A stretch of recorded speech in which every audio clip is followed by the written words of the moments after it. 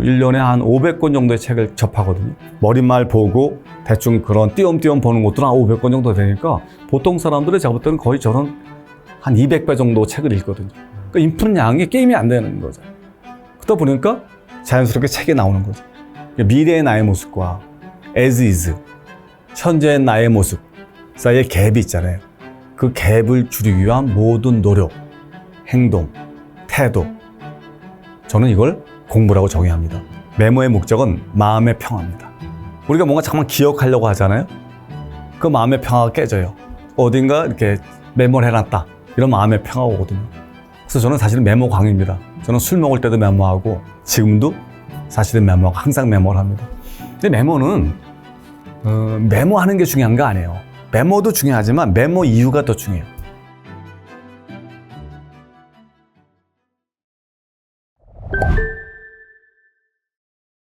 이거는 제가 뭐 의도했던 건 아닌 것 같아요. 제가 22년 전에 책 소개를 처음으로 이제 시작하면서 사실 처음에는 나는 이게 저한테는 이렇게 뭐 이렇게 대단한 얘기 같지 않았어요. 아, 무슨 뭐 책 소개를 해? 내가 책 쓰는 것도 아니고. 나는 약간 하찮게 생각했어요. 근데 시간이 지나면서 야, 이 책 소개라는 게 어마어마한 공부구나 라는 생각을 하게 됐어요. 그 다음에 이게 계속 축적이 되는 거잖아요. 축적이 되면서 나도 모르게 글이 나오는 그런 경험을 했거든요. 그래서 저는 이런 걸 할 때도 제일 중요한 게 저는 그 재정이라고 생각해요. 공부가 그런 것 같아요. 제가 생각하는데 공부의 재정에는 to be의 나의 모습, 그렇죠? 미래의 나의 모습과 as is, 현재의 나의 모습 사이에 갭이 있잖아요. 그 갭을 줄이기 위한 모든 노력, 행동, 태도, 저는 이걸 공부라고 정의합니다. 예를 들면 내가 뭐 5년 안에 무슨 뭐 100억대 부자가 되고 싶다라든지 아니면 저자가 되고 싶다 이런 목표가 있을 거 아니에요. 근데 지금은 어때요? 지금도 사실 아무것도 없다 이거야. 그럼 거기까지 가려면 도대체 어떤 노력을 해야지 거기까지 갈 수 있느냐. 그게 제가 사는 공부입니다. 그러니까 우리가 보통 무슨 뭐 변호사 공부라든지 박사학위 그 공부랑은 개념이 조금 좀 다르죠. 그렇죠? 그게 가장 중요하고. 근데 공부를 하면 나한테 무슨 도움이 될까? 이런 생각 많이 하거든요. 저는 공부하면 가장 크게 달라지는 게 생각의 품질이 달라진다고 생각해요. 생각. 예를 들면 뭐 이런 것들이죠. 남들이 못 보는 걸 보는 능력이라든지 똑같이 봐도 다르게 생각할 수 있다라든지 이거와 이 아이들 결합한다는 그게 다 생각이거든요. 생각의 정의는 뭐냐면 영어로 말하면 representation입니다.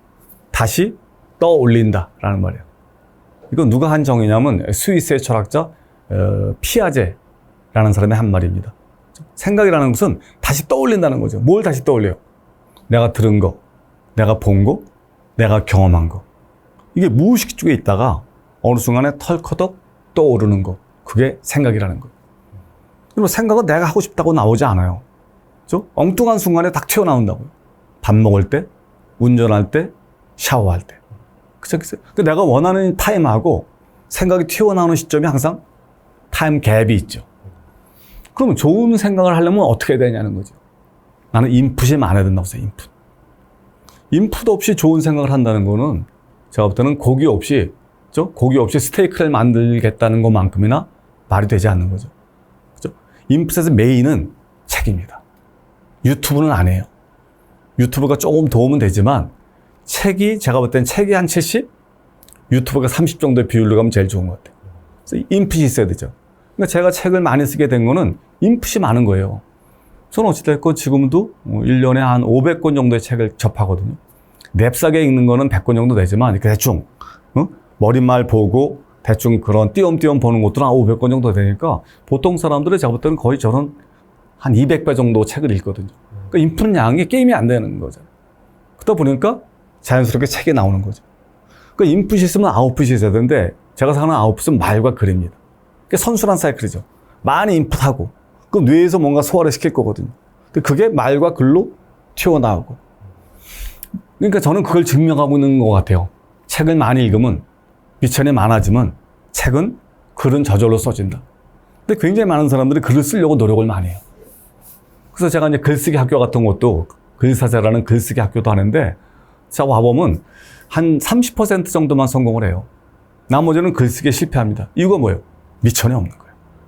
미천이 많다고 생각하지만 미천이 사실은 없는 거거든요. 전 그런 의미에서 좀 제가 이제 글을 많이 쓰게 된 것도 앞에 글 소개하는 직업과 연계가 되어 있다. 여러분들도 공부를 하려면 어찌됐건 책을 굉장히 생산적으로 주제별로 읽을 필요가 있다. 뭐 이런 말씀을 좀 드리고 싶습니다. 예. 큐레이션이라는 거 어원이 케어에서 나왔거든요. 케어. 뭘 돌보다고 나오는데 제가 생각하는 큐레이션은 잘하려면 일단 많이 봐야 돼요. 일단 많이 봐야 돼요. 그리고 그게 무슨 책도 그냥 시사성이 있는 것만 아니고 좋은 책이지만 죽어있는 책들이 많이 있거든요.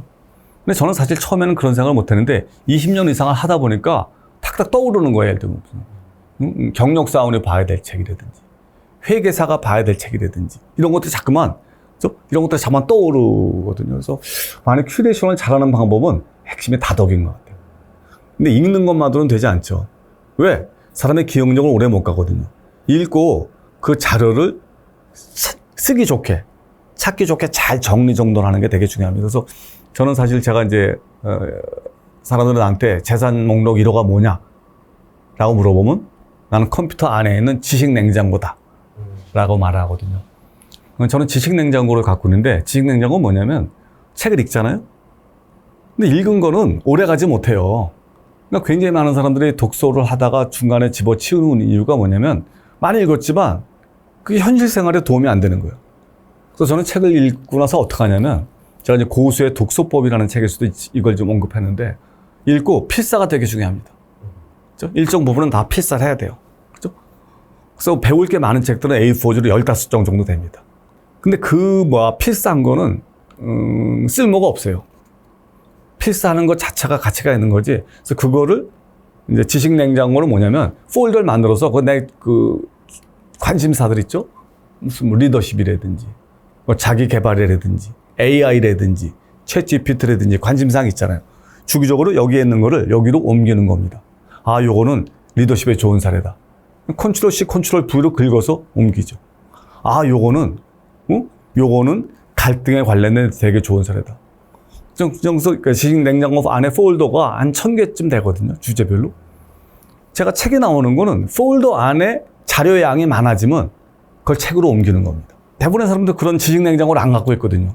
제텔 카스텐이라는 책이 있거든요. 제텔 카스텐. 그게 독일의 어떤 이제 학자가 쓴 책인데 그 책, 제텔 카스텐이 무슨 말이냐면 메모 덩어리라는 뜻이에요. 메모 덩어리. 그 책의 핵심이 뭐냐면요. 책은 그냥 뇌로 쓰는 게 아니라는 거예요. 책은 메모 덩어리 위에서 쓰는 것이다. 근데 그 사람하고 철학하고 제 철학이 똑같습니다. 책은 미천이 두둑한 상태에서 쓰는 거죠. 그렇죠?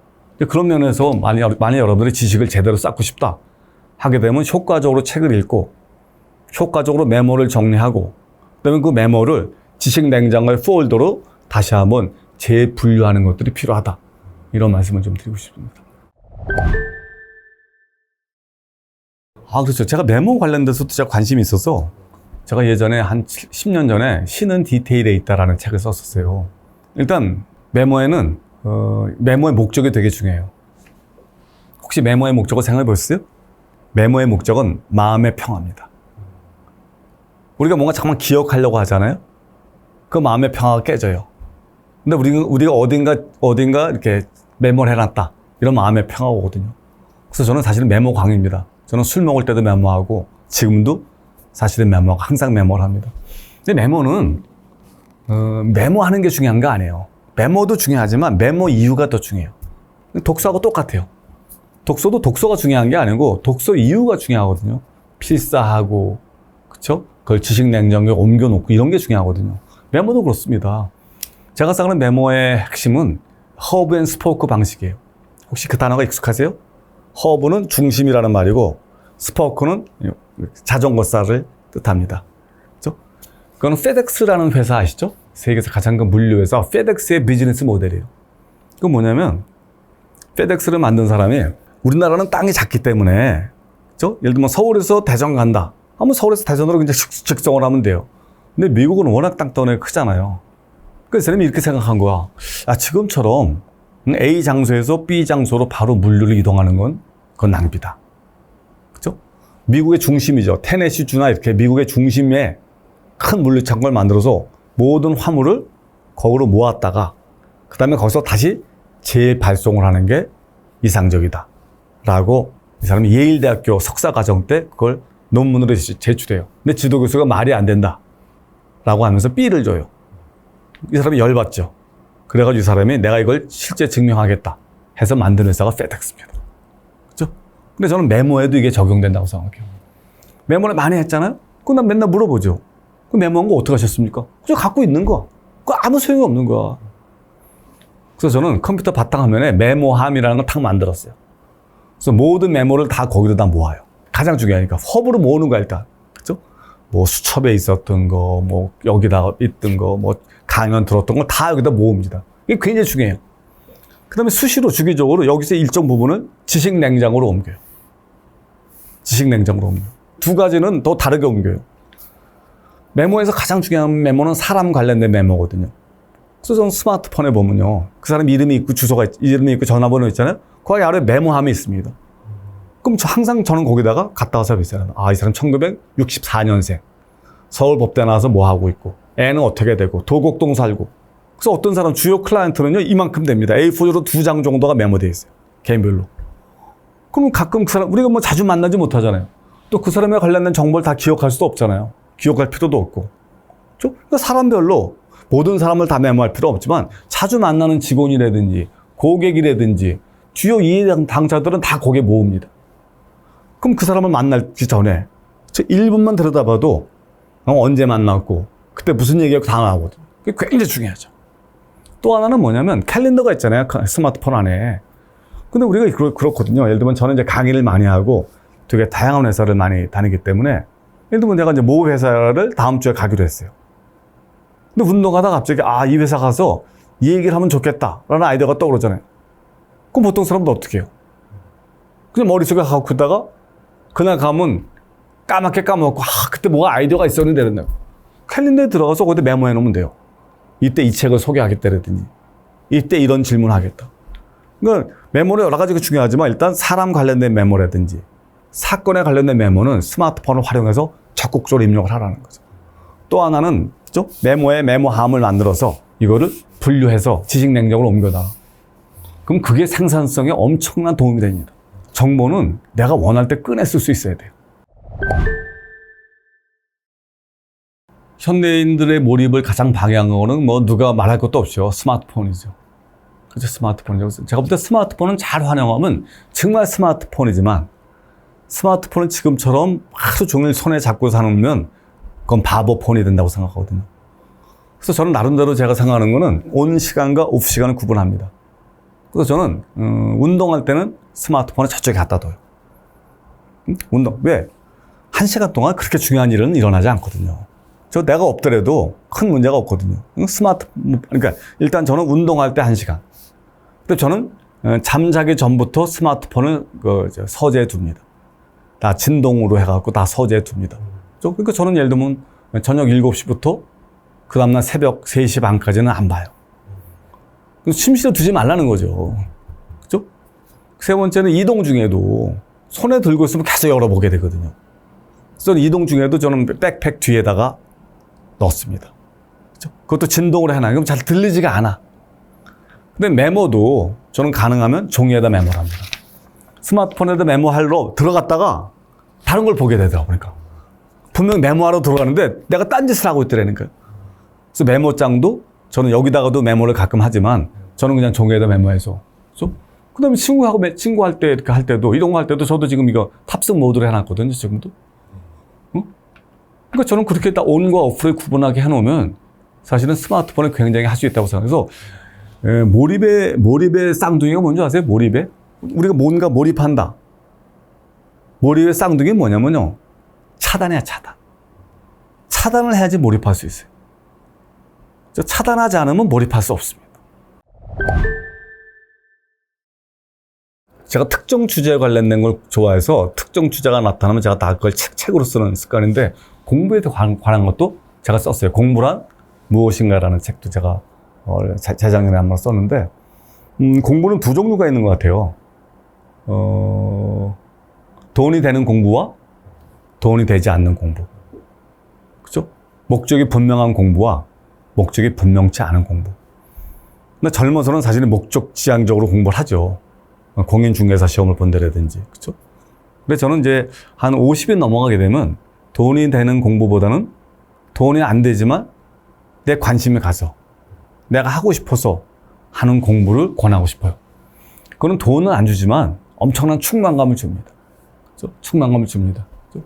근데 이런 것도 할 때 방법이 뭐냐면 자기가 알기가 어려워요. 자기가 뭘 좋아하는지를 알기가 어려워. 근데 자기가 좋아하는 걸 알았다. 그때는 세 가지 질문을 던지면 돼요. 이걸 잘하기 위해서 내가 현재 알고 있는 게 뭐냐? 모르는 게 뭐냐? 세 번째, 알아야 할 게 뭐냐? 라는 질문을 던질 수 있어요. 간단한 질문 같지만 굉장히 어려운 질문이다. 돈을 많이 벌고 싶어. 그럼 돈을 벌기 위해서 내가 아는 게 뭐냐? 이거야. 돈 관련돼서. 모르는 게 뭐냐? 알아야 할 게 뭐냐? 그죠? 그냥 알아야 할 게 알잖아요? 그럼 굉장히 많은 것들이 끝납니다. 알아야 할 게 뭔지가 분명해지면 누가 제일 잘하니? 이거. 두 번째, 어느 책을 보면 이거 잘 나와 있니? 그죠? 어떻게 하면 되니? 제가 볼 때 빌 게이츠가 그런 식으로 공부하는 것 같더라고요. 그죠?